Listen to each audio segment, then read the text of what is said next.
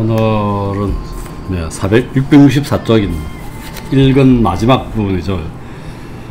43장 보면은 노새 모는 젊은이의 재미있는 이야기와 객주집에서 일어난 이상한 사건이 다루어지다. 이게 지금 객주집에서 지금 일하고 있어요. 지금 이야기가 객주집에 그 가방 안에 있는 이야기가 나왔다가 이상한 소문이 들어온 게 돈 페르난도와 루스신다가 왔잖아요. 그 다음에 데이라는 포로하고 소라이다가 그 무인 부연 집안의 딸이 왔었고, 그 다음에 이게 그 대화를 하면서 항공과 군사에 대한 연설을 돈키호테가 했습니다. 앞쪽에서는 그 유토피아에 대한 연설을 했었고, 사냥치기들한테.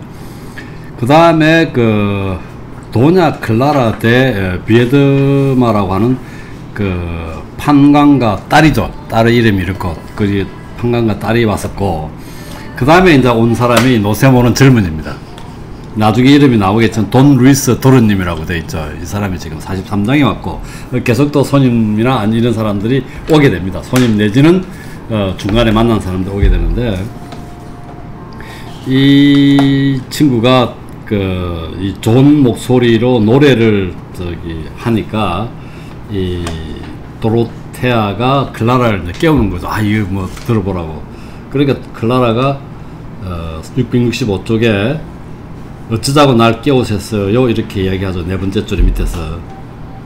가장 큰 행복은 지금 당장 내 눈과 귀를 막아 저 불행한 음악가를 보지도 그의 소리도 듣지도 못하게 해주는 거예요.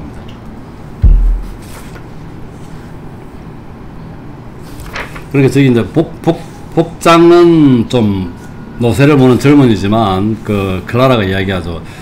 그 영주라고요. 그래서 그 666쪽에 저분은 여러 곳에 땅을 가지고 계신 영주세요. 클라라가 대답했다. 그리고 내 영혼에도 확실하게 땅을 가지고 있다는 거죠. 결국은 지도 사랑한다는 얘기, 사모한다는 얘기겠죠.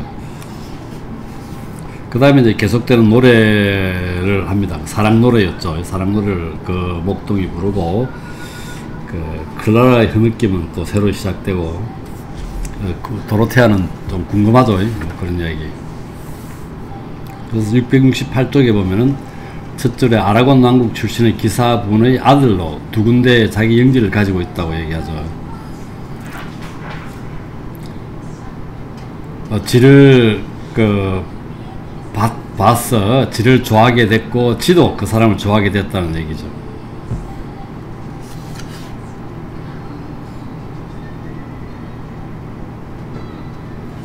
굉장히 큰 부자였나봐요, 그 집이. 669쪽에 밑에서 다섯 번째 줄에 보면은 저 사람 아버지는 대단히 지체 높으시고 엄청난 부자이셔서 나 같은 여자는 자기 아들의 하늘로도 삼지 않을 텐데 아내라는 건 말이 안 되겠죠. 뭐 그런 식으로 굉장히 집안이 높은 집안인 것 같아요. 근데 16살이래요. 나이가 그 다음 줄에 보면 16살. 그러니까 이게 도로테아가 좀 웃었죠. 재밌다고. 이제 이렇게 이제 이야기를 하고, 그 다음에 그 이야기가 그 앞에 그서 그 돈키호테가 이 망을 본다고 그랬잖아요. 그래서 이 객주집 딸하고 하녀 마리토르네스가 돈키호테를 골려주려고 또 이 돈키호테한테 수작을 겁니다. 그래서 손을 받아가지고 그걸 갖다가 묶죠. 산초 판사가 자고 있는 당나귀 꽃비를 풀어 산초 판사의 당나귀 꽃비를 풀어 챙겨서는 잽싸게 구멍으로 돌아왔다는 얘기가 합니다. 그래서 손을 묶어버렸고, 돈키호테는 로시난테의 안장에 서 있을 거예요.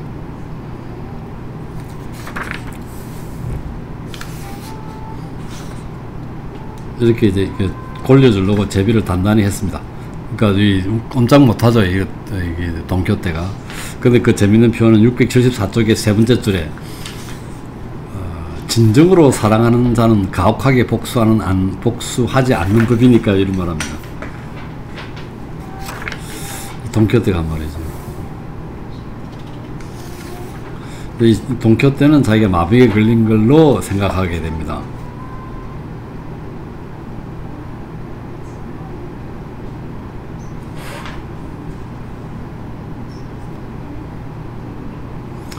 어, 675쪽에 밑에서 7번째 줄에 보면은, 하지만 날이 새기 시작할 무렵 그는 자신의 믿음이 한참 잘못되었다는 것을 알게 되었다. 마비에 걸렸다고 생각했는데 또 네 사람이 왔죠. 객주집에 네 사람이 도착했습니다.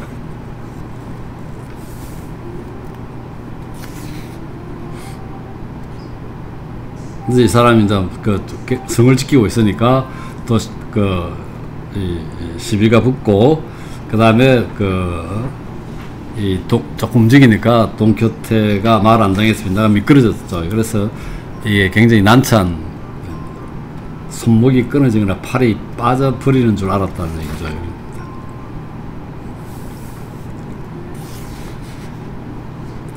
44장에 보면은 객주집에서 일어난 듣도 보도 못한 이야기들이 계속되다. 참 많이 계속됩니다. 이 새로운 손님 나그네 4명은 이해를 찾아온 거죠. 아까 돈 루이스 도르님을 찾아왔다는 얘기죠. 4명이. 그래서 와가지고 이 사람이 이게 지금 그 전에 이 돈키호테가 마루에서 안장교에서 서서 까불다가 고함 치다가 굉장히 팔이 빠지는 줄 알았죠. 갑자기 또 이 따르르하고 마리토르네스는 풀어줍니다. 풀어주고, 어쨌든 나그네들이 혹시 와가지고 15살쯤 되어 보이는 아이가 오지 않으면 묻죠. 그게 아까 왔던 이 노세모리꾼 도나 클라라 연인인 돈 루이스를 얘기하는 거겠죠. 그래서 그 사람들이 그러죠. 아, 여기 있는 게 분명히 이게 따라갔다는 그 마차야. 이 마차는 아까 도나 클라라의 아버지가 타고 온 마차죠. 도나 클라라와 같이.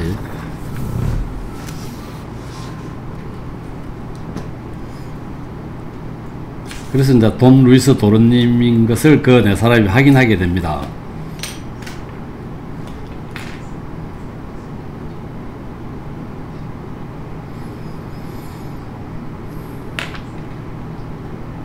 그래서 이제 이 내막을 도로테아는 조금 알았죠. 아까 도나 클라라한테 얘기를 좀 들었고. 그래서 이제 궁금합니다. 이 사람들이.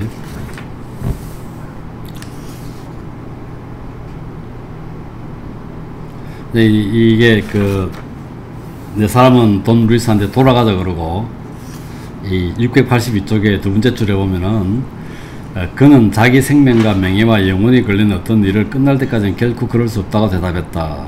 그래서 날 죽여서 데리고 간다면 몰라도 어떤 방식으로든 나를 데려간다면 죽은 나를 데려가게 될 것이라고 이렇게 얘기합니다. 다들 사람들이 궁금해서 모입니다. 그 다음에 이런 표현 682쪽에 밑에서 6번째 줄에, 이 자리에서 나에 대해 알려야 할 이유는 없다. 난 자유로운 사람이니까 내가 원하면 돌아가는 것이고 싫으면 너희들 중 누구도 내게 강요할 수 없다, 이렇게 합니다. 그러면서 이 사람 하인들은 도르님 도리를 생각하셔야죠. 그러니까 아버지에 대한 도리 이야기겠죠.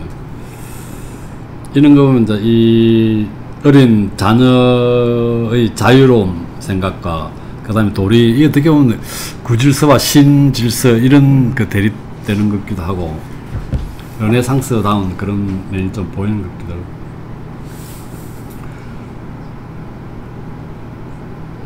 근데 판사의 이웃집 자제분이죠. 이 친구가, 돈 루이스가. 그러니까 이 판사는 아까 이 여자의 클라라의 아버지 같은 동네 이런 얘기죠. 그 다음에 숙박비를 안 내고 손님 둘이 도망가려는 걸 이제 시비가 붙어가지고 돈키호테한테 요청을 했는데, 돈키호테는 가서 보니까 자기 원래 약속했던 여왕, 미코니카나 여왕한테 대한 문제를 해결하기 전에 움직이지 않는다고 그랬고, 그 사람한테 양해를 구해야 된다고 그랬는데, 구해가지고 또 가니까 이게 종자 같은 사람들이라서 자기는 나서지 않겠다고 얘기하고, 그러면서 이 객주집 딸과 마리토르네스는 돈키호테의 비겁함을 이게 비겁함에 절망하게 되죠. 그래서 돈 루이스가 이제 이야기를 합니다. 685쪽에 밑에서 10번째 줄쯤에 저는 판가님의 따님이시자 저희 주인이시고, 주인이라는 표현을 쓴다. 마음의 주인인가? 도냐 클라라를 보았고 그 순간부터 그분을 제 마음의 주인으로 모셨답니다. 이런 표현.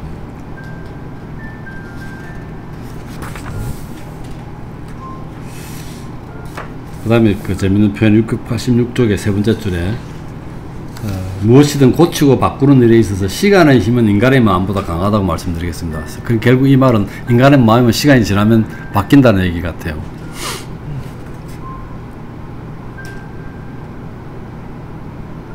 그 다음에 686쪽의 밑에서 6번 줄점 보면은 아까 행피를 부리고 객주집에 그 반값을 지불하지 않고 가려는 사람들하고 화해를 했고, 새로운 또 이 손님이 나타납니다. 그 앞에서 우리가 만부리놀이 투구를 해가지고 이발사한테서 대야를 빼앗았죠. 그 이발사가 나타난 거죠. 그래서 그 이발사가 내 대야는 길말을 달라 합니다. 산초가 길말 자기 걸로 바꿨죠. 그래서 근데 이제 이거 산초는 이건 전리품이고 이 길만은 제 것이라고 싸웁니다. 사마누가 이발사하고. 근데 중간에서 이제 이 사람들이 작당을 하게 돼서 놀리려고 작당을 하게 됩니다. 이 이발사의 편을 들지 않고 산초나 돈키호테의 편을 드는 거죠. 45장 보면은 만브리노의 구구와 투구와 길마에 대한 의혹이 밝혀지고 다른 모험들이 진실 그대로 이야기되다. 이게 6번째 줄에 보면, 7번째 줄에 보면은 우리들의 이발사도, 요 이발사가 신부가 요쪽 편이죠. 원래 투구 주인은 새로 온 객주집에 도착한 이발사고, 그 모든 것을 보고 있었으니 돈키호테의 성질을 아주 잘 알고 있는 그는 돈키호테의 광기를 부채질하고 장난을 쳐서 모든 사람을 즐겁게 하고 싶다는 생각에 다른 이발사에게 이렇게 말을 걸었다. 뭐 이런 식으로 합니다. 다들 이젠 이 이발사를 놀립니다. 놀리려고 지금 작당을 합니다. 그래서 보면은 놀림을 당한 이발사가 691쪽에 밑에서 10번째 줄쯤에 세상에 어떻게 이토록 점잖으신 분들이 이걸 대야가 아니라 투구라고 하신대요. 이 길마도 내 말 장식품이 될 테니 말입니다. 길마가 아마 당나귀한테 그런 건가 봐요.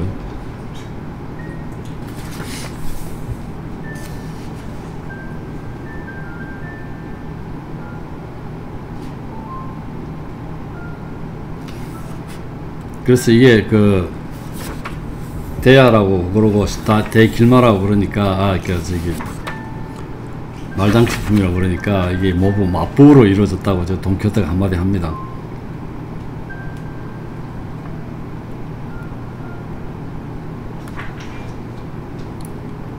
그 다음에 692쪽에 밑에서 7번째 줄에 확실히 돈 페르난도가 대답했다. 오늘 돈키호테 기사님은 말씀 한번 제대로 하셨어. 이 문제에 대한 판정은 우리에게 달려있다는 말씀 말이요. 그러니 좀 더 근거를 가지고 결정하도록 내가 이분들의 의견을 비밀리에 들어보고 결정나는 대로 분명하게 알려드리겠어. 이렇게 또 장난을 칩니다. 이때 또 3명의 여행객이 도착합니다. 관리 3명입니다. 관리 3명. 관리인 듯 보이는 사람이라고 그랬죠.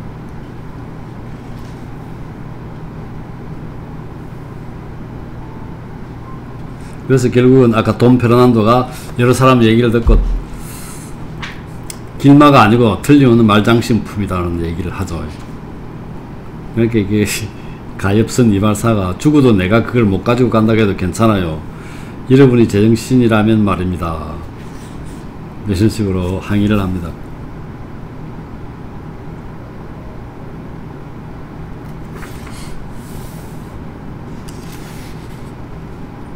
그래서 거기 보면은 돈 루이스의 하인 4명이 돈 루이스 찾으러 왔다 했잖아요. 694쪽에 세 번째 줄에 이때 돈 루이스의 네 하인 중 한 명이 말했다. 이게 미리 계획된 장난이 아니라면 저는 이해할 수가 없습니다. 이게 이상하게 돌아가니까 이런 얘기를 합니다. 이게 이발사의 대화가 아니고 이게 당략의 길마가 아니라냐. 오늘 이 세상에 살고 있는 인간 치고 나한테 그것을 믿게 할 사람이 없을 겁니다요.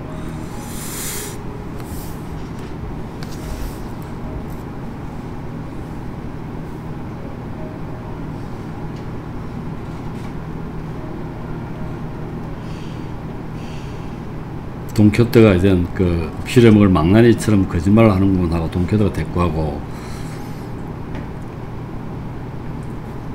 그래서 좀 시비가 좀 붙었고요.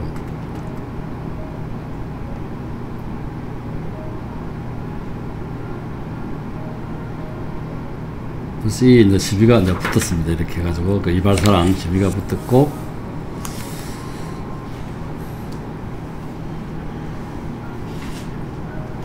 그래서 계속 그 돈키호테는 696쪽에 네 번째 줄에 우렁찬 목소리에 모두가 멈추자 그는 다시 말을 했다.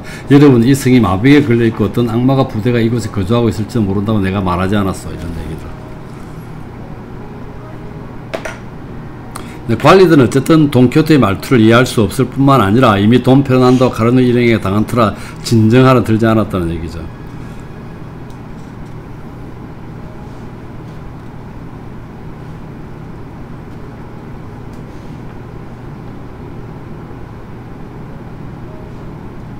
결국은 696쪽에 소란이 일단락되어 네 번째 줄 밑에서 길만은 제후 심판의 날까지 말 장신품으로 남고 데이아는 투구로, 그리고 객주집은 돈키호테의 상상대로 성으로 남게 되었다. 그래서 돈키호테의 상상대로 된 겁니다. 자, 그래서 이제 루이스 하인들은 돌아가다 보니까 이 그 판관이 이제 응원합니다.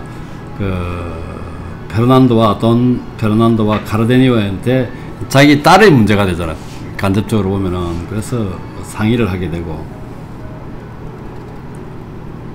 그리고 뭐 약간 그 돈 루이스를 그 안달루시아로 데리고 가고, 뭐 3명은 집으로 돌아가고 한 명은 거기 가서 뭐 시중을 드는 걸로 그렇게 합의를 했습니다. 근데 문제는 아까 관리들이 맞다고 그랬잖아. 이 관리들이 가만 보니까 그 앞에서 우리가 몇 장인가요? 그 재수를 풀어줬잖아요. 이게 지명수배가 됐으니까 돈키호테가 그 돈키호테를 이 수배 전단을 보고 확인합니다. 영장을 제시하죠.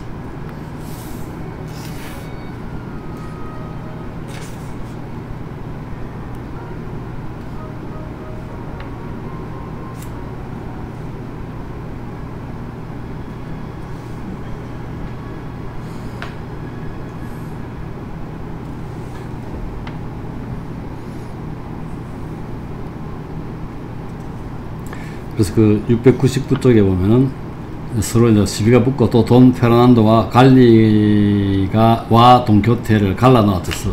싸움이 붙었으니까 또 갈리는 지명수배자가 맞다고 얘기를 하고, 그러니까 그래서 영장을 읽고 이제 재판하고 했겠죠. 그래서 돈키호테는 또 항변합니다. 699쪽에 10번째 줄이죠. 이리 와보게 천백하고 태생이 좋지 못한 이 사람아, 그래 쇠사슬에 묶인 자에게 자유를 주고 포로를 풀어주고 가엾은 자들을 도우며 쓰러진 자들을 일으켜 세워주고 도움이 필요한 자들에게 도움을 주는 사람을 그대로 노상강도라 부르는가. 이제 그 달리들이 노상강도 잡으라고 했으니까 노상강도 아니라는 얘기죠. 거꾸로 성스러운 행제단의 매너를 가진 이 노상강도더라 하고 대듭니다.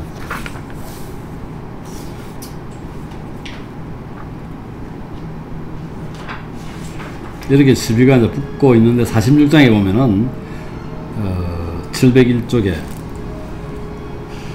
이 돈키호테가 이런 말을 하는 동안 신부는 관리들을 설득하고 있었다. 네, 그래서 돈키호테가 제정신이 아니라는 얘기죠. 항상 이런 식으로 합니다. 제정신이 아니라고. 근데 뭐 관리들은 뭐 관계를 판단하는 건 저거 상관이 할 일이지, 자기라면 잡아야 체포해야 된다는 얘기죠.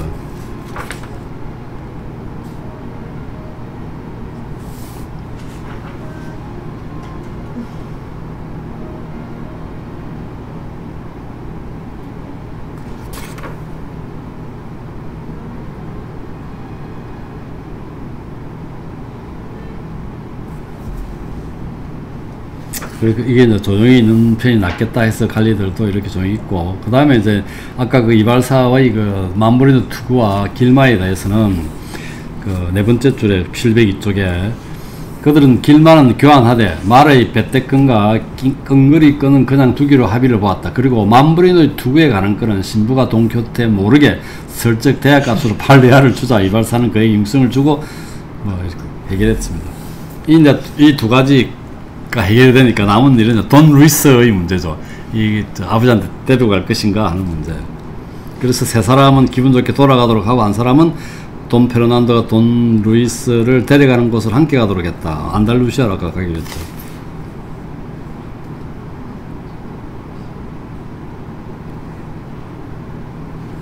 객주지 비용은 이제 결국은 돈 페르난도가 비용을 지불했다고 되어 있고요.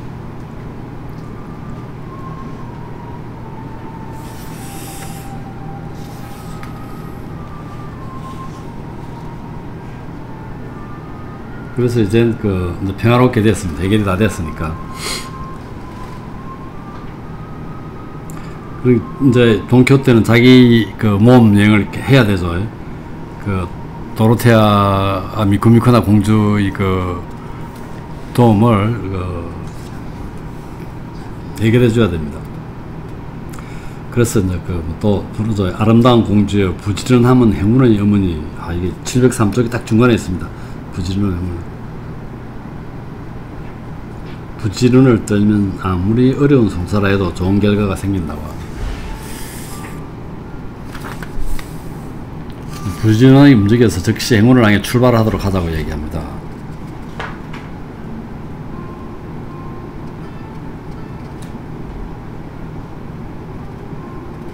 근데 이게 산초 판사가 이 도로테아 아까 미코미카나 공주 역할을 했잖아요. 이 사람하고 그 남편인 돈 페르난도가 약간의 애정 행각을 했잖아요. 그래서 산초 판사가 또 이게 아니라는 보통 여자라고 이제 웃깁니다. 보통 코를 부딪히면 마구 입을 맞추지는 않았을 게 아닙니까요? 하면서.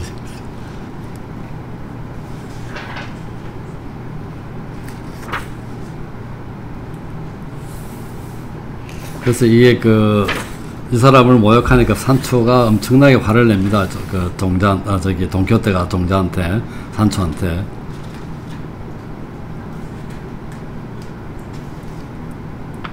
그래서 이제 도로테아가 약간 중간에, 화해를 시키죠.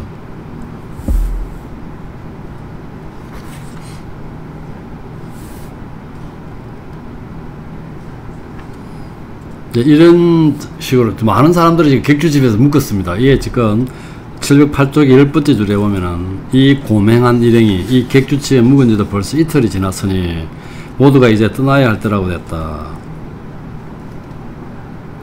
그래서 그들은 미코미코나 여왕을 구한다는 맹분으로 도로테아와 돈 페르난도가 돈키호테를 데리고 그의 고향으로 가는 수고를 하는 대신 처음 하고자 했던 대로 신부와 이발사가 그를 데리고 고향으로 가기로 했고요. 그래서 거기서 관기를 고친다고 그랬죠. 고치려고.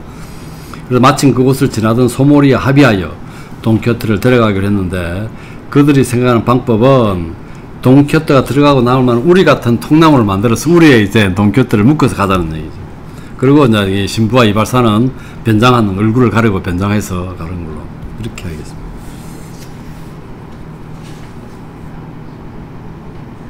그래서 잠들어 있는 곳에 가서 이제 이걸 돈키호테를 묶었죠. 그래서 돈키호테는 마법에 걸렸다고 또 생각합니다. 709쪽에 보면은 두 번째 줄 적과 끈은 끝날 줄 모르는 터무니없는 상상의 세계로 들어가 그 행상들이 모두 마법에 걸린 그 성을 유령들을 믿어버렸다. 그럽니다. 마법에 걸려있다고 믿었다는 거죠.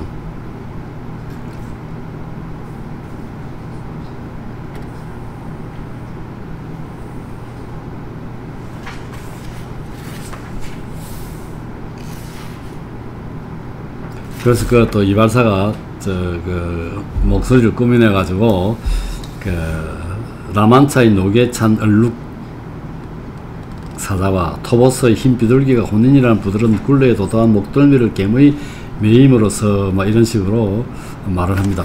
이 사람은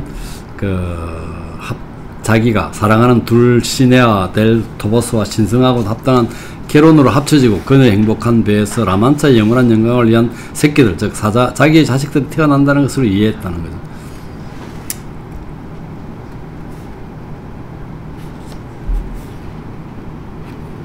그래서 이 사람도 자기한테 그렇게 이해하니까 돈키호테한테 행복을 예언해 주는 거로 이렇게 또 생각을 합니다.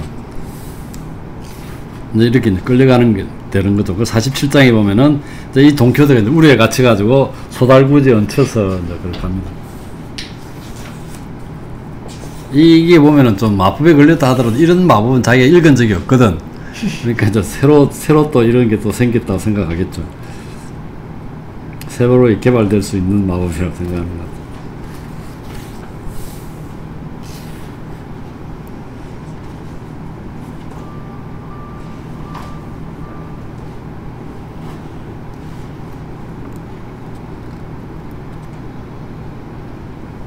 그 다음 714쪽에 보면은 이제 서로 이별을 합니다. 밑에서 8번째 줄점 보면은 이제 많은 사람들이 객주집 안중인가 딸 마리트로네스가 작별하러 왔죠. 돈키호테가 작별 인사를 하러 나와서는 그의 불행에 마음 아파하며 우는 척했다. 그러자 돈키호테가 말했다는 울지들 마십시오. 이름도 명예도 없는 기사들에게는 이 같은 일은 절대 일어나지 않기 때문입니다. 세상에 그들을 아는 사람들이 없으니 일어날 수가 없지 않겠습니까? 이런 얘기입니다.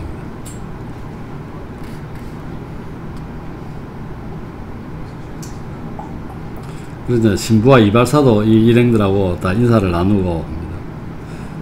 그래서 객주집 주인이 신부에게 다가와서 종이 뭉치를 내밀며 말했다. 이게 아까 당치 않은 호기심을 가진 자에 대한 이야기가 들어있다고 그랬죠. 그 가방에. 그런 715쪽 밑에 세 번째 줄에 이것들을 발견했는데 이것도 이제 줍니다. 가져가라고.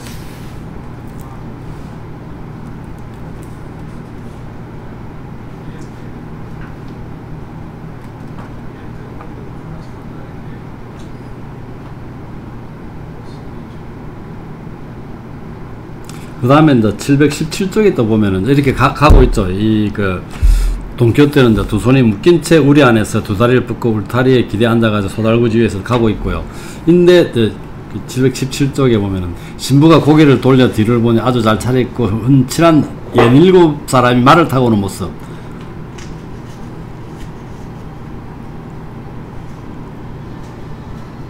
교단 회원의 노새를 타고 가는 사람들로 뭐 이런 새로 또 사람을 만나게 됩니다.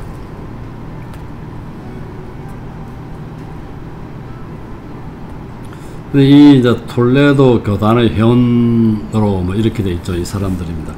그래서 또 죄인처럼 가니까 왜 그러나 물어보니까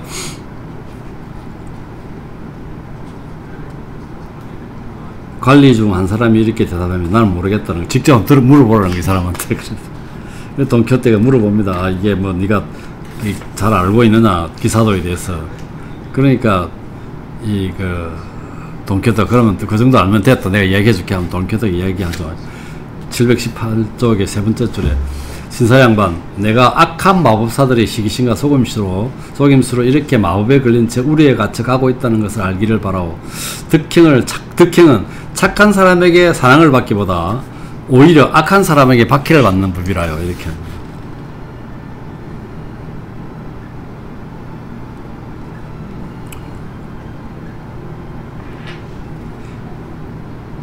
이게 산초 판사는 대충 이제 이게 눈치를 끌겠죠. 이게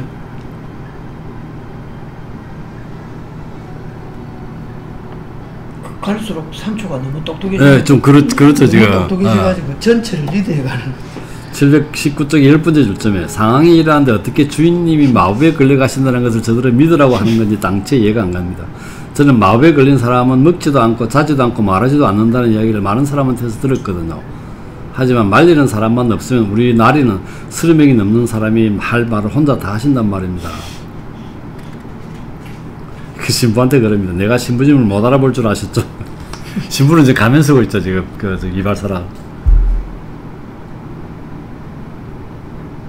이게 아무리 얼굴을 가리고 아무리 속임수를 감추려고 하셔도 저는 다 알고 있다는 걸 아셔야죠. 그러니까 시심 있는 곳에 덕이 살 수 없고 째짬 있는 곳에 너구름이 없는 부입니다.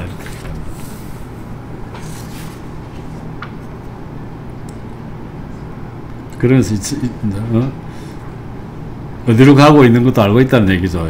네 번째 줄에 보면 720에 이제 집이 얘기하면 자기 그 가족이 얘기하면 제 자식과 마누라가 이제 말이나 모르는 하인이 되어 돌아오는 것을 보게 될 것이 말입니다.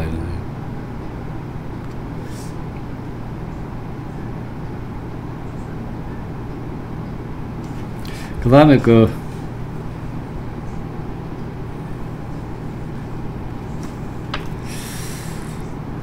720페이지 보면은 앞에서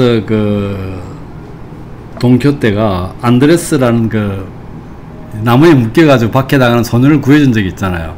그러면 소년이 이제 네가 돈키호테가 가고 나면은 이 자기 주인이 약속 안 지킬 거라고 얘기하니까 돈키호테가 한 말이 사람은 각자 자기 한 일의 자식이라고 그랬잖아요. 여기 똑같은 말이 나옵니다. 이 산초가 한 말인지. 사람은 밑에서 5번째 줄에 사람은 각자 자기가 한 일의 자식입니다요.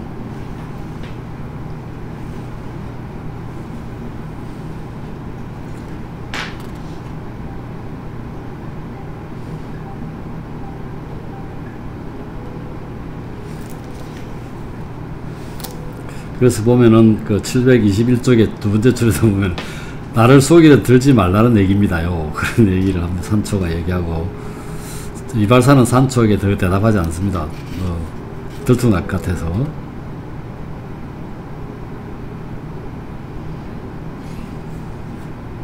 교단 회원한테 이제 이야기를 해주죠. 신부가 살짝 돈키호테가 머리가 돌았다는 것. 그 다음에 우리에 갇히게 된 원인.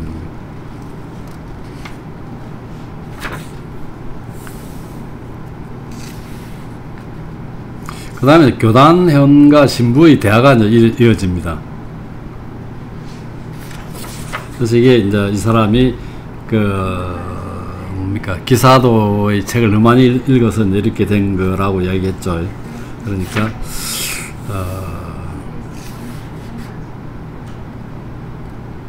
두 번째 줄에 722쪽에 이런 책들이 이제 수능틀의 이야기들만 있죠. 그래놓고 즐겁게 하면서도 가르친다는 우화의 목적, 우화가 즐거우면서도 가르친 게 우화의 목적인가 봐요. 반대되는 얘기라고 그러고. 그 다음 5번째 줄에 영혼이 느끼는 즐거움이라 눈이나 상상력이 관망한 사물의 아름다움과 조화에서 비롯되어야 하는 것이거든요. 이렇게 이런 표현들이 있고요.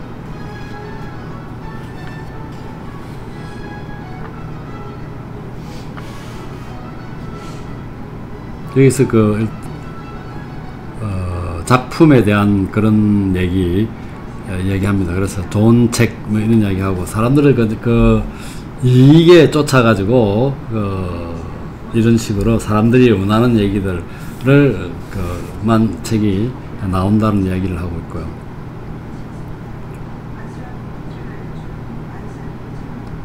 그래서 이런 표현도 합니다. 723쪽에 밑에서 5번째 줄에 보면은, 이런 작가들 이야기가 제각기 따로 노는지 균형이 안 잡히고 이런 이런 작가들은 쓸모없는 인간들이며 기독교의 나라에서 추방되어야 마땅하다고 봅니다. 플라톤이 국가에서 시인은 이상국가에서 추방해야 된다고 이야기를 했듯이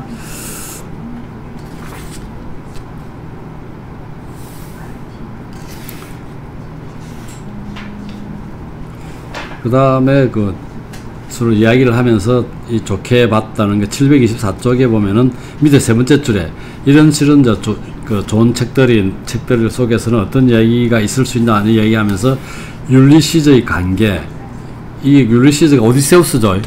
오디세우스의 관계와 아이네아스 동정심인데 아이네아스가 동정심이 있었던가요? 조금 기억이 안 나요. 뭘 얘기하는 건지. 아킬레스의 용기, 헥테로의 불행, 이건 알겠고, 시논의 배신, 이 시논은 각주에 있듯이 트로이 목마에 때 간첩한 이고, 에우리알리오, 이게 아이네아스의 친구였죠. 아들의 아이네아스의 친구였죠. 그 다음에 알렉산드로스의 관대함, 이 알렉산드로스가 관대하다고 얘기할 수 있을런지 이 굉장히 성급하고 뭐 이런 사람 아닙니까? 술 먹고 친구를 죽이고 그랬던 것 같은데, 카이사르의 용기, 트라하노의 자비와 진실성, 소피로스의 충성심, 이거는 뭐 우리가 헤로도스 역사에서 나왔던 것 같고, 카토의 신중함, 이거는 되는데 조금 이해가 안 되는, 알렉산드로스의 관대함은 아마 이게 그리스하고 그쪽 이방인들하고 같이 결혼시켜가지고 했던 그런 관대함인지 그걸 본 것 같기도 하고.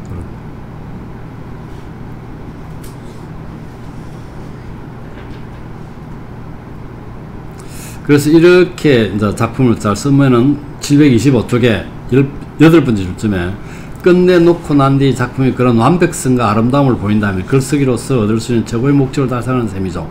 즉 이미 말한 것처럼 아까 가르치는 동시에 재밌는 작품, 아까 Y 목적이라고 그랬죠. 말입니다. 왜냐하면 이런 책에 풀어놓은 그런 작가를 서사적이거나 서정적이거나 비극적이거나 희극적으로 볼 수 있게 하는 여지를 주거든요.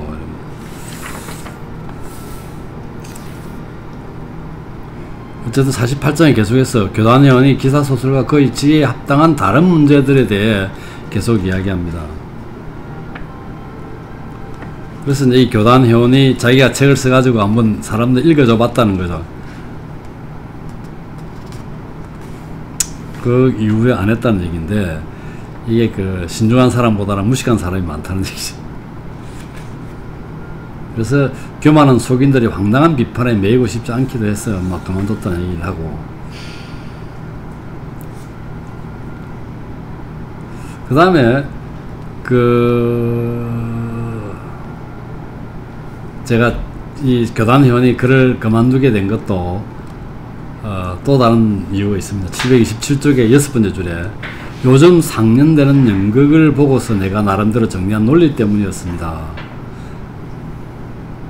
대다수가 엉터리로 발도 머리도 없는 괴물이라는 거죠. 그런데도 속인들은 즐겁게 보고 들으며 훌륭하다고 인정한단 말입니다. 제가 볼 때는 좀 아닌데 인정을 해준다는 거죠. 그래서 자기가 책을 안 쓴다는 거예요.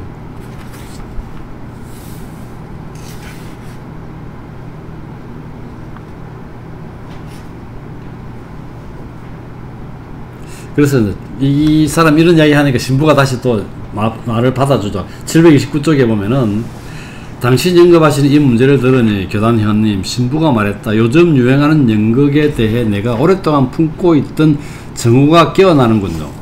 기사소설에 대해 가지고 있던 것 같은 그런 종류죠. 이 사람 기사소설에서 별로 그걸 안 좋게 하니까 초반에 보면은 책 화행식을 했었죠. 이발사람 같이. 툴리오의 말에 의하면 극이라는 것은 인간 삶의 거울이자 풍습의 본보기이며 진실의 이미지여야 하는데, 요즘 상연되고 있는 작품들을 보면 엉터리 짓거리의 거울이자 바보짓의 본보기이며 엉뚱한 영상물이니 말이요, 이런 표현입니다. 그러면서 729쪽의 밑에서 5번째 줄에 계속해서 극이 가져야 할 가장 중요한 점은 모방이라는 거요. 좋은 걸 모방한다는 거죠. 우리가 플라톤도 역시 예술에서 모방을 굉장히 중요시했었죠. 앞에서 보면은 좋은 화가가 되기 위해서는 지가 존경하는 화가의 그림을 모방함으로써 된다고 동키호테도 앞에서 그런 말을 한 적이 있습니다. 그래서 이 교단회원하고 신부가 이렇게 학술적인 그런 얘기를 주고받습니다.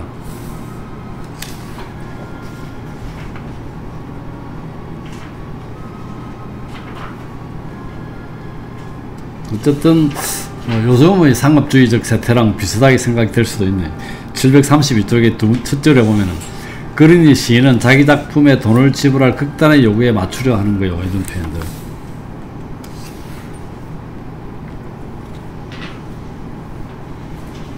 그래서 이런 이야기 하면서 하는데 산초가 살짝 이게 그거 합니다.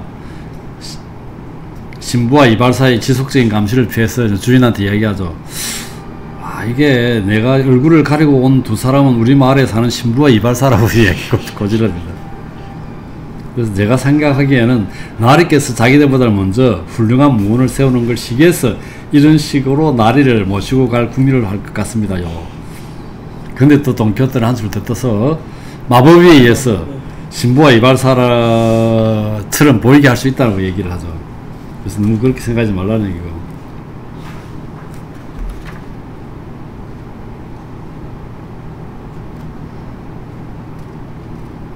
그래서 산초는 이렇게 갇혀가시며 겪는 이 불행에는 마법보다는 악의가 더 작용하고 있다는 걸 모르시겠습니까? 라고 감탄합니다. 그래서 이 산초가 똑똑하네. 이게 자기에게서 이게 그 마비에 걸리면 먹지도 않고 마시지도 않고 잠을 자지도 않고 무엇을 물어봐 대답 제대로 않는 것이 마비에 걸린 것 같다고 얘기하는데, 물어봐도 나리한 욕구가 있는지 그렇게 있다 그러니까 마법에 걸린 게 아니라고 얘기하죠.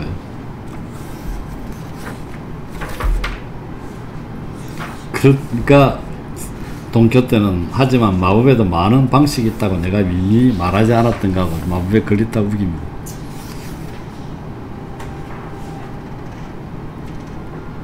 그래서 마법에 걸렸다고 해야 자기가 마음이 편하다는 얘기죠.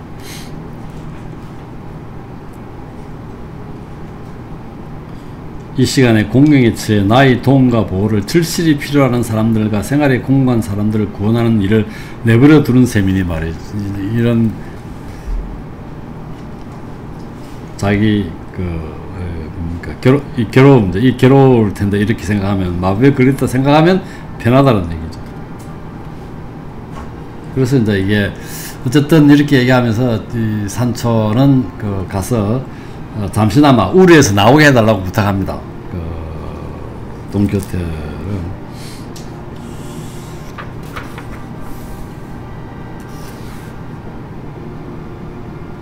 자, 그 다음에 이제 740쪽 5번째 절에 보면은, 교단회원은 그를 쭉 지켜보고 있었다. 그의 기막힌 광기가 야릇한데 놀랐고, 그의 말과 대답이 지극히 훌륭한 분별력을 보여주는 것에 감탄했다. 단지 기사도에 관한 이야기만 나오면 지금까지 이야기된 것처럼 잘못을 범하는 것이 그에게는 신기했다.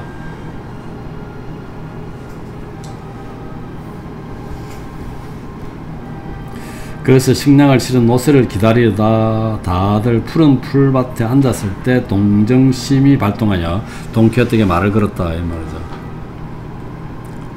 그래서 저 어르신 기사도 소설을 읽는다는 참으로 무익하고 씁쓸한 행위가 어르신을 그렇게 만들어 놓을 수 있는 건가요? 합니다.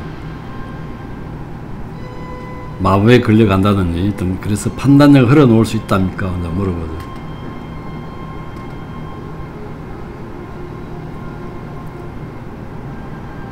그러면서 이제 이게 또 일장 연설을 합니다. 이 사람이, 교단 회원이,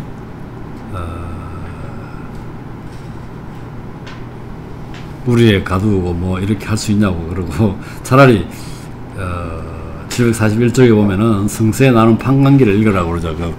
엉터리 기사소설 같은 게 읽지 말고, 뭐 그런 얘기를. 그래서 카이사르, 뭐 한니발, 알렉산드로스 뭐 이런 식으로 이야기를 합니다.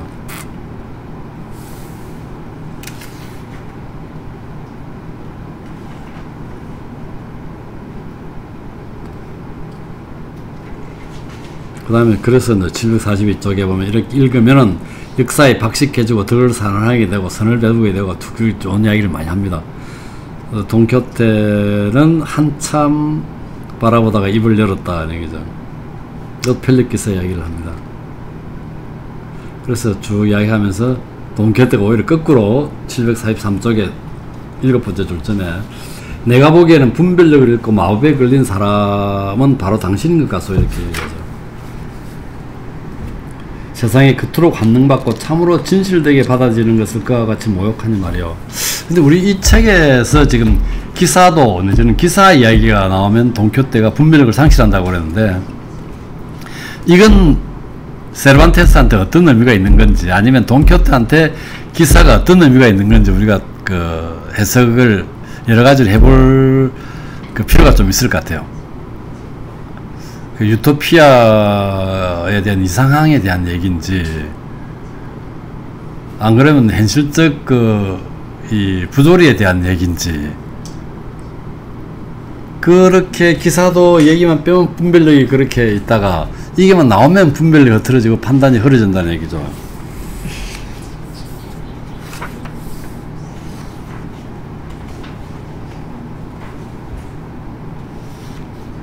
이렇게 해서 돈키호테가 이제 그 교단 회원한테 다시 자기 얘기를 쭉 하죠.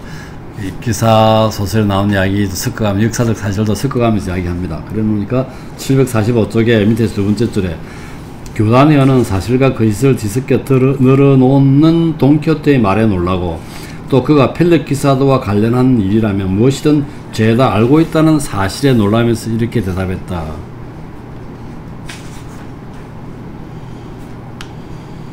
돈키호테 나리 어르신께서 말씀하시는 것들 중 어떤 부분은 특히 에스파냐 펠렛 기사들에 대한 것은 진실이 아니라고 제가 부정할 수 없습니다.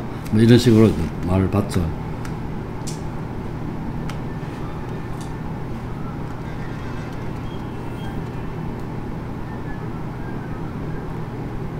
그래서 결국 나중에 이렇게 얘기합니다. 그 마지막에 보면 747쪽에 그리고 어르신처럼 참으로 정직하시고 모든 면에서 뛰어나시며 겉으로 훌륭한 분별을 갖추고 계신 분이 엉터리 기사 소설에 쓰인 이상하게 그지없는 엄청난 미친 짓을 사실이라고 여기신다는 건 당치도 않는 일입니다. 이런 의미, 이게 어떤 의미를 지?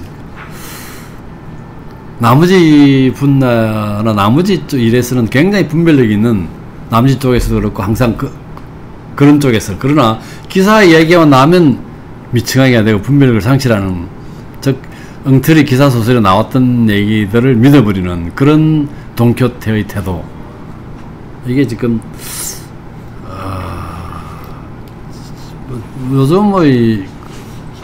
요즘에도 이 분석은 상당히 재미있을 것 같은 생각이 듭니다. 50장에 보면은 돈키호테와 교단 회원이 벌인 점잖은 논쟁과 다른 사건에 대하여 그러니까 이제 이 사람은 항변하죠. 그건 다 그 왕국 국왕의 허가와 심사위원들의 인가를 얻어서 인쇄된 거라고 얘기하죠.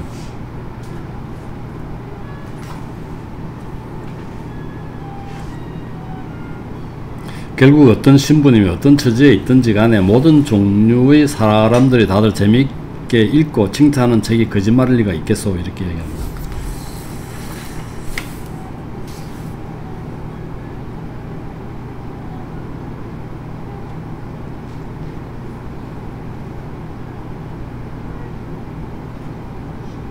그러면 751쪽에 보면은 딱 중간쯤에 보면은 나에 대해 말할 것 같으면 나는 펠렛 기사가 되고 나서부터 용감하고 정중하고 자유롭고 교양있고 간대하고 정중함에 대담하고 온유하고 참을성이 있으며 고난도 간금도 마법도 견뎌내는 사람이 되어서 비록 얼마 전에 미쳤다고 우리의 가치긴 했으나 이런 얘기입니다.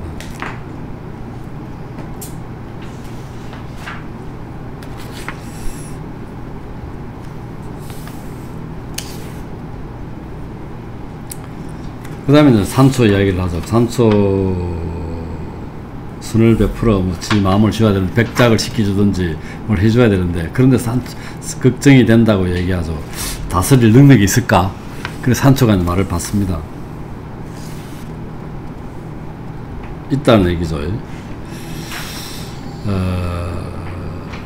교단현 이게 그냥 간단한 문제 아니라고 얘기하니까 교단현이 영지를 정의롭게 다스리려면 영주가 신경을 써야 하는 법인데 그러려면 능력과 온전한 판단력이 필요하다고 얘기하죠. 올바른 마음이 있어야 하는 거. 그런데 산초가 이제 다시 반박합니다.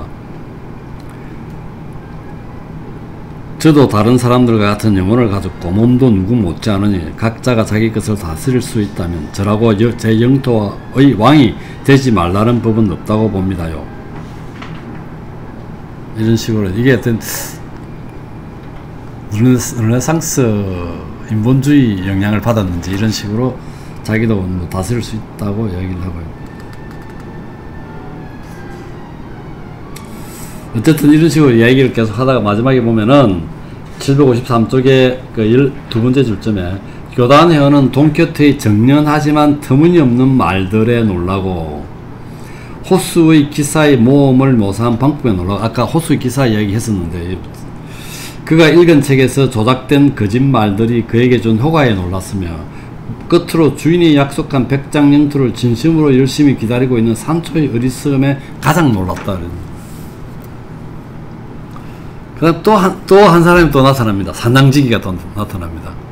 또 이 일행에 산낭지기가 얼룩배기 산낙 한 마리가 나오는 것이 보였고 그 뒤에 산낙지가 나타났고,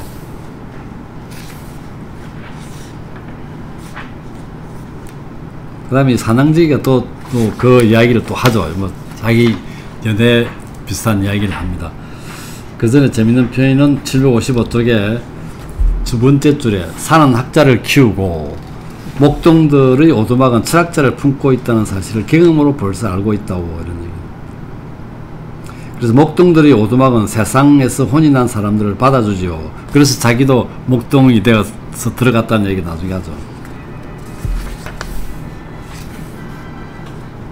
그 51장에 보면 나옵니다. 동교태를 데리고 가는 모든 사람들에게 산낭치가 들려준 이야기.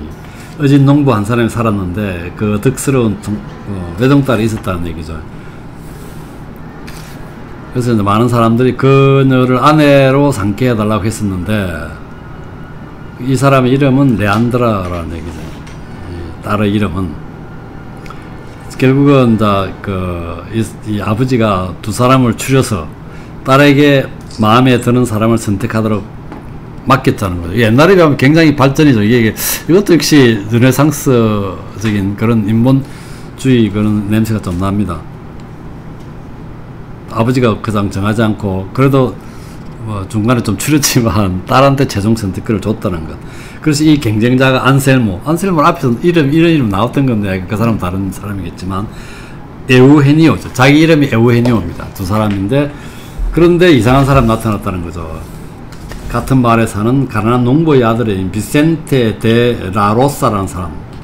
759쪽의 세 번째 줄에 이 사람은 군인이 되어서 12살에 나갔다 군인이 돼서 돌아왔는데 굉장히 멋지게 그 옷도 굉장히 잘 입고 이렇게 했다는 거죠. 그래서 이 여자가 얘한테 이제 고데겨 가지고 이 남자가 이 옷이 그녀의 마음을 끌었고 그 다음에 또 시를 쓴 게 마음을 끌었다고 그랬죠. 그게 760이 딱 중간에 그런 표현이 있는데 그가 그 아가씨에게 청혼할 마음이 생기기 전에 그녀가 먼저 그를 사랑하게 되어 말았던 것입니다. 그래서 이 꼬시기 가지고 집을 버린 채 집을 나갔다는 거죠. 나갔는데 뭐 보석이나 돈 같은 거 들고 나갔겠죠. 사흘째 되던 날 이 속옷 바람으로 산속에 있는 걸 발견했다는 거죠.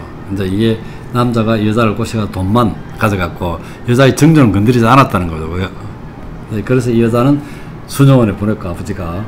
그런데 이제 좀 지나면 이제 이게 나쁜 편파진 사라질 때까지 수녀를 보냈고 일반 사람한테는 그 변명이 먹혔지만 그 여자가 어리고 그랬으니까. 그러나 761쪽 밑에 네 번째 줄에 그녀가 신중하며 예력이 남다르다는 것을 알고 있던 사람들은 그 잘못을 무지가 아닌 여성의 경박함과 천성적인 성향 탓으로 돌렸습니다.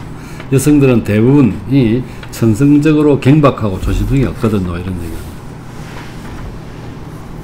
그래서 이 안셀모하고 저는 이제 골짜기로 들어왔다는 얘기죠. 그래서 거기서 보면 이 여자를 찬양하는 소리, 저주하는 소리가 많이 같이 들린다는 거죠.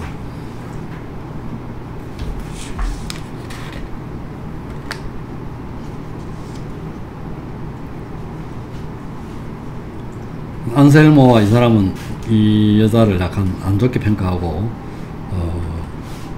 여성들의 경박함과 무들죄와 이중성 그리고 약속을 지키지 않는 점과 믿음을 깨는 점 763쪽에 있죠. 마지막 부분. 마지막으로 자기가 갖고 있는 생각이나 마음을 표현하는 일에 있어서는 갱소람을 욕하는 일이랍니다. 이런 표현.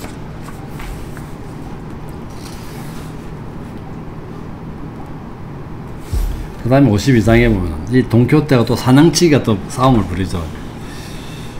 부린 싸움과 고행자들이 땀 흘린 대가로 행복한 결말을 얻은 맺은 이상한 모험에 대하여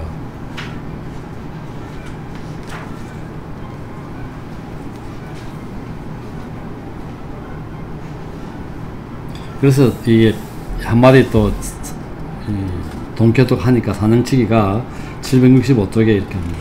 딱 중간에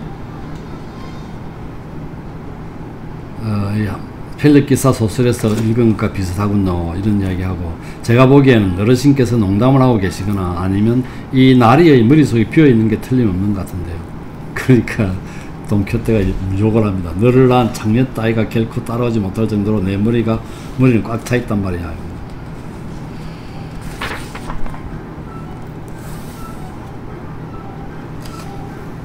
그래서 이 시비가 좀 붙었고, 그 다음에 뭐 옆에서 또 웃어서 또 재미있게 쳐다보는 사람들이 있고 그렇죠.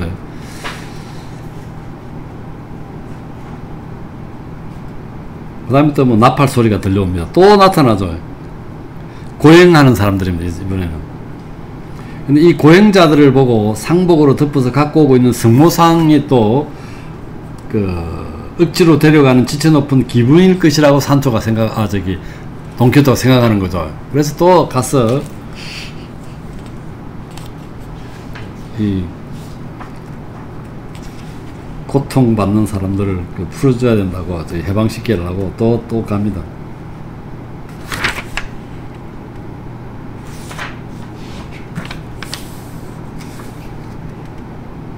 가서 시비가 붙습니다. 자유를 들이기 전까지 여기서 못 간다고 다 막았었죠.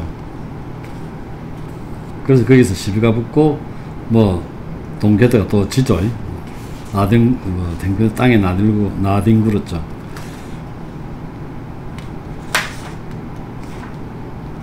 돈키호테가 쓰러져가지고 꼼짝도 안 하니까 죽은 줄 알고 그 사람은 도망갑니다. 그 다음에 고행하는 사람들하고 이 신부가 행렬 가운데 있는 한 사람을 알아가지고 두 사람 이 다툼은 진정되었다는 얘기가 있고요.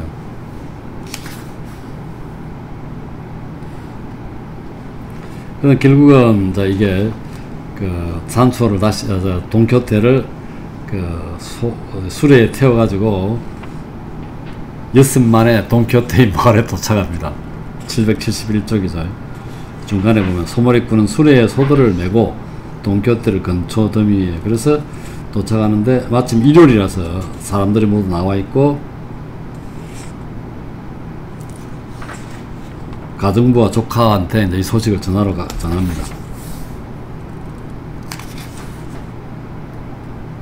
그래서 이거 산초 판사의 아내도 달려왔는데, 이 재밌는 표현이 772쪽에 7번째 보면은 산초 판사의 마누라가 앞이 트인 그 사보이 예투라도 내게 가지고 왔나요? 자식놈들을 줄 신발이라도요. 바깥에 갔다 오면 이렇게 선물을 가지고 신발 선물하는 거야, 이게.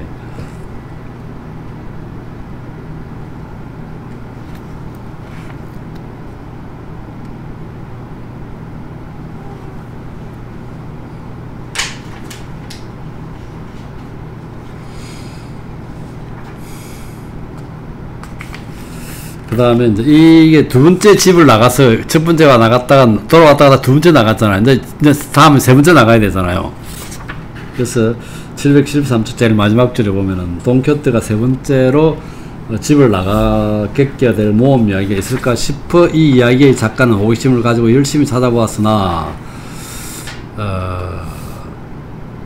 별로 발견하지 못했고, 다만 라만차 사람들의 기회에 의하면 돈키호테는 세 번째로 집을 나갔을 때 사라고사로 가서 그곳에서 벌어진 유명한 몇몇 무술 경연대에 참가했으면 그게 이런 얘기 나옵니다. 한 늙은 의사를 만났는데 그 의사가 자료를 납상자 갖고 있었다는 거죠. 거기서 정보를 좀 얻었다는 얘기입니다. 그래서 그 내용을 좀 보니까 그게 보면은 내용들을 이게 적는데, 이것을 세상에 밝히기 위해 라만차의 고문서들을 모두 뒤지고 조사하느라 엄청나게 노력한 작가가 그에 대한 보상으로 이것을 읽고자 하는 사람들에게 바라는 바는 세상에서 대단히 사랑받고 있는 기사소설들에 대한 점잖은 사람들의 믿음과 같은 믿음을 여기에도 달라는 것 뿐이다. 이것으로 작가는 보답을 받았다고 생각하고 만족스러워하면서 다른 기사도 이야기를 만들거나 찾아내는 데 용기를 얻을 것이다.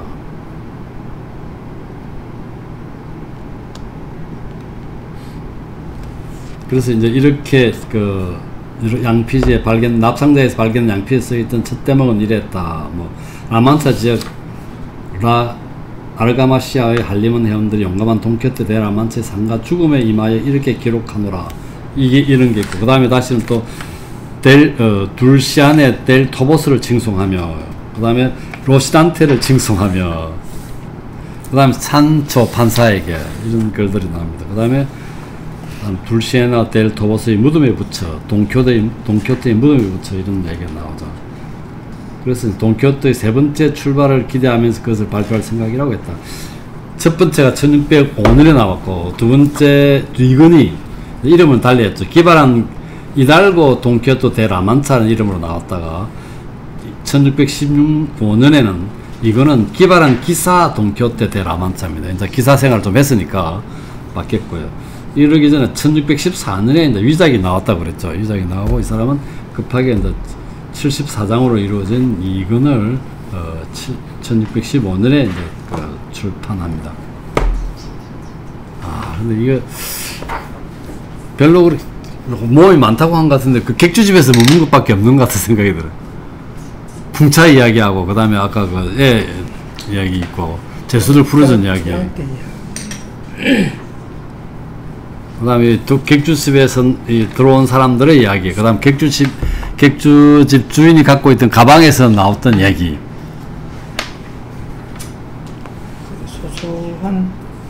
소소한 이야기를. 그러니까 결국은 키는 분석하는 이 시각은 이 돈키호테가 기사도 이야기만 나오면 분별을 잃고 평상시에는 굉장히 점잖했다는 거죠. 근데 이건 굉장히 의미하는 바가 좀 있을 것 같아요. 근데 슬픈 몰골의 기사 너무 이름 잘 짓지 않았어요? 저는 라만차 공연도 보고 그랬는데 이거 보면서 확실한 거는 아주 슬픈 몰골의 기사 이름도 기가 차게 지은 거.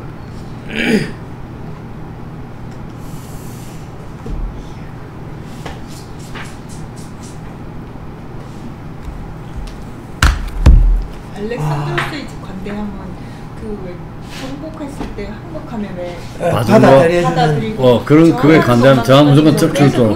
그거 관대함인가? 그 관대함. 항복했다면 항복해서 정복하면 왜 시를 봐줬지. 그걸 관대함이라. 그래, 그거 관대함이라고 할 수 있어. 지도자들이 그 땅을 그대로 공차게 줬다는 거지. 항복하면 봐줬다는 거지. 네. 징기스칸도 안 그랬나? 징기스칸도 그랬고 뭐 제갈량도 그랬고 다 나름대로. 그 해놨던 여기 조라스토도 그거 이제 조라스토. 이때도 이 조라스토에 대한 어떤 시선이 이제 이랬던. 그렇겠지. 그랬을 것 같은데. 비정교. 그죠? 그러니까 조라스토 교육에 관한 시선이 이랬다. 며칠 전에 그 로미오와 줄리엣 1세대 나온 올리비아 하세가 73세로 죽었대요. 위암으로 죽었는데. 그 다음에 2, 3, 4일인데 그 배우들은 모르겠고 올리비아 하세는 확실하게 기억에 남는데 그도 아마 그때 나이가 16살 춘향이도 16살 그래서 동서고금을 막론하고 아름다운 여인은 전부 다 결혼하기 바로 전인 이팔청춘. 예, 딱 공통적으로 보니까 전부 다 여기도 보니까 여기도 아까 루이스와 좋아했던 뭐 16세가 굉장히 정점인 것 같아요. 모든 여인들이 결혼하기 전에. 우리나라 그 조선시대 왕비들도 대충 그거 아닌가? 그때 결혼한 것 그때 같은데. 보통 여자들은 16에서 18 정도 되고 왕자들은 조금 나이가 두세 살 작아서 14살에서부터 16 이랬거든요.